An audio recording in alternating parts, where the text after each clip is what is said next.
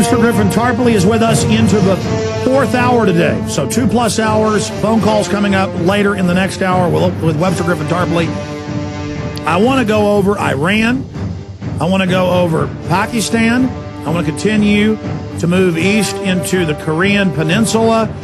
Why suddenly all this is starting and happening. I want to get into then what's happening with the economy and a lot more with the unauthorized biographer of George Herbert Walker Bush and Barack H. Obama. And we carry both his books on Barack H. Obama at Infowars.com on the secure online video bookstore shopping cart, I would add. Also, he is a award-winning economist and researcher, Webster Tarpley. Webster, so much of what you said in the first Obama deception, now in the new film where we interviewed you a few months ago, is now coming true. So I want to get into how you knew their attack plan. I mean, I know what you're going to say. Brzezinski's been quite public and vocal about it, but still, to see them actually doing it is just amazing. What you think their next moves will be? Are things going well for the globalist, for the Anglo-American New World Order crime syndicate? Is their global game of grand chessboard playing out the way they would have wanted to? How do we block them? And then what's happening with the economy? But first, I just want to share the good news with people. Folks out there have done an incredible job of the Obama deception. It is on track right now to rival any film ever released as being the most viral film in internet history. It is incalculable with the intelligence I have and the systems we have to even gauge it. Conservatively, again, over 15 million views a month and a half ago when I last counted up just a few sites. Just incalculable, the DVDs being copied and given out worldwide. Incalculable because it's so accurate and showed all his lies and said what his next lies would be. And it's actually worse than we said. So the film, people are seeing it almost like revelation. And though it's not real revelation, they reveal what they would do before in their white papers, as you know. So can you speak to people having faith in themselves, realizing we're at the global crossroads where they're trying to bring in the carbon tax tyranny, the total federalization of all water supply tyranny, the fascistic healthcare takeover tyranny, just on every front, militarily, you name it. We're at that flashpoint in history, and it seems things are only accelerating. Webster Tarpley.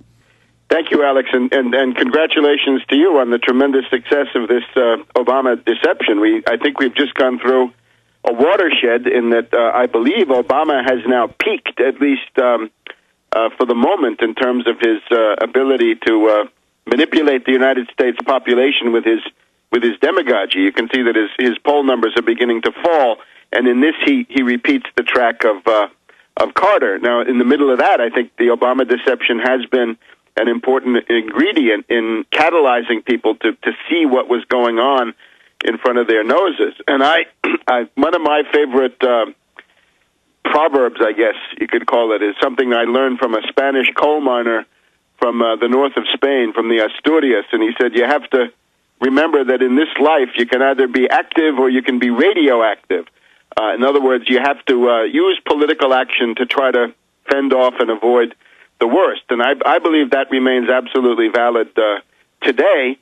And the other side of it, I think, is another good quote for people if you're concerned with being political and continuing a struggle even when it doesn't look so good, is you can have the pessimism of your intelligence. In other words, you can look around and say that the world is in very, very bad shape, and it often does, and it often looks like things are not very hopeful, shall we say. So the pessimism of the intelligence is fine, but then don't use that to drop out or relapse into just a mode of complaining. The optimism of the will, and I think optimism of the will is what you showed by putting out this Obama deception, right? At the time we taped that, it was the height of Obama mania, right? It was the beginning of December of last year, as I recall, the part that I was in. Yeah, he had 80% approval ratings, godlike level. Right. It seemed like, a small group of people going against the biggest demagogical exercise in world history, right? It seemed like an act of the most grotesque lunacy. But in reality, I think it has had a significant effect, and I think it will have more. I think the audience for this can only grow because the audience, as long as they were on this hysterical high of Obama mania and utopian dreams and messianic illusions everywhere, people are probably not so interested. But I think as the problems become more obvious, and as these illusions vanish, it vanishes like at dawn, and then comes the hangover. In the middle of the hangover, I think people are going to want to see exactly what has been done to them. So no, you're right. I think that's key. In fact, that's the only point I meant to make, and you're right. No, you're right. It's growing. It's accelerating in its exponential explosion. That's what's really taken my breath away. Go ahead, Webster. So I recommend political action, and I think people. I got an email the other day from a guy in New York City, in Brooklyn, who is a big Obama supporter, and he'd been in the 9/11 Truth Movement, and he wrote me an email saying that he had been very wrong about Obama, and I thought this was probably one of the most committed Obama supporters in New York City, and he said, "Well, I realize now that this was a mistake," and of course, you can understand why some people would make a mistake, right? A lot of people hated Hillary Clinton for various reasons, hated other people. Certainly, just about everybody decent hated Bush. So there were reasons why people made this mistake, and that was really what Obama built on, right? He was sort of judoing a situation where the other alternatives all seemed to be totally discredited, and he was new, and nobody knew anything about him, so why not give it a try? Well, unfortunately, not a good idea, as we're seeing now. So I think the resistance is likely to grow, and I think a lot of people are having these moments of epiphany, right, where they realize that this was that they'd been duped, right? So fine, fool me once, shame on you. Absolutely. I want to get back into where you see Obama's future, how you see his crumbling unfolding. We talked during the break. You have the same concern as mine.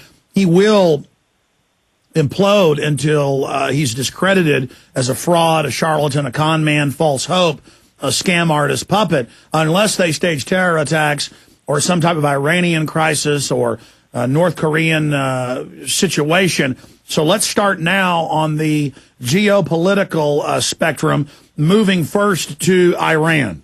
Right. I think we can start with Iran because Iran is the big concern of the Carter administration, right? Remember that the Trilateral Commission is the common denominator of Carter and now of Obama, and indeed some of the people are the same. Paul Adolph Volcker was put into the Federal Reserve by Carter, and now we've got Paul Adolph Volcker sitting in the White House as the director of economic recovery for Obama. A real amazing thing. And of course, back in the Carter administration, we had Zbigniew Brzezinski running the government in terms of foreign policy from his post at the National Security Council. Today we have Robert Gates, the protege of Brzezinski, a man who owes much of his career to Brzezinski, now in the Pentagon, running the U.S. military. So Iran was the big thing. The only time Carter got an improvement in his public opinion after the first year was the Iranian hostage crisis, beginning in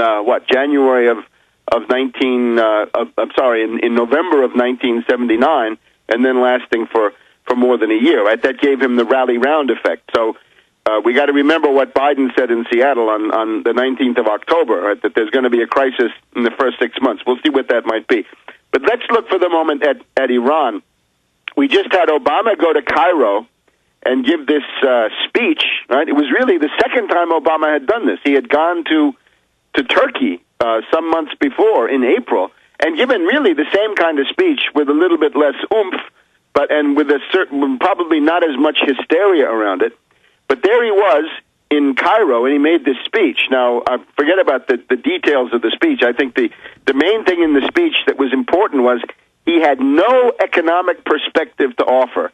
He had nothing about a Marshall Plan for the Middle East, nothing about rebuilding the war-torn economies of Gaza, of southern Lebanon, of Iraq, helping a place like Iran that has been hit by economic sanctions. He had nothing about the Israeli economy, right? 3/4 of every Israeli, of the Israeli children grow up in poverty, thanks to the economic policies instituted by our dear friend Netanyahu when he was the finance minister. If any part of the world needs a Marshall Plan, this is a very good example. There's not a word about improving living standards, fighting disease, illiteracy, despair, hunger, none of that. It's all in the area of just rearranging the counters on the board.